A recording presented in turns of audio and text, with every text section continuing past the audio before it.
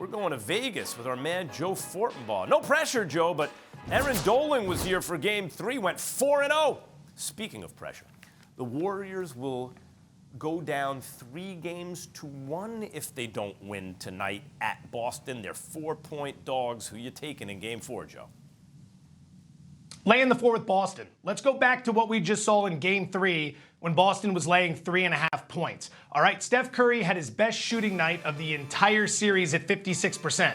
Klay Thompson had his best game of the series at 25 points. And the Boston Celtics had their worst 3-point shooting effort of the entire series.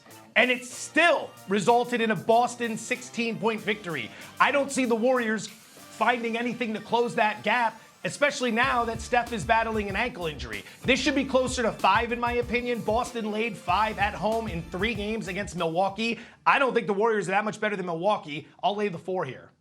All right, Joe, time for a little prop quiz ahead of Game 4 tonight. First one, Jason Tatum, over or under 5.5 assists?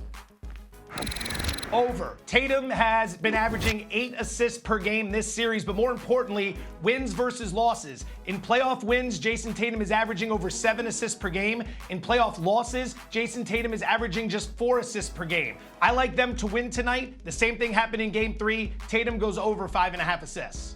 Next up, Klay Thompson, 20.5 points tonight, over or under?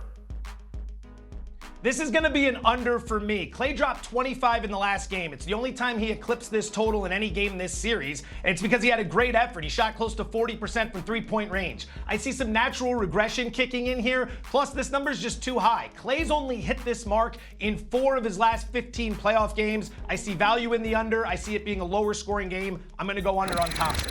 Of course, in the past, he's capable of 20 points, on one dribble in 2 minutes. Finally, Andrew Wiggins, over or under 5.5 boards?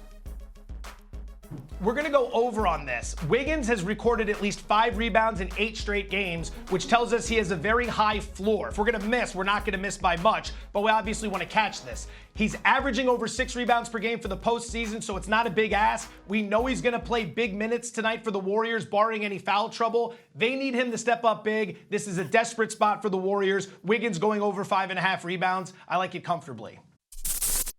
Thanks for watching ESPN on YouTube. For live streaming sports and premium content, subscribe to ESPN+.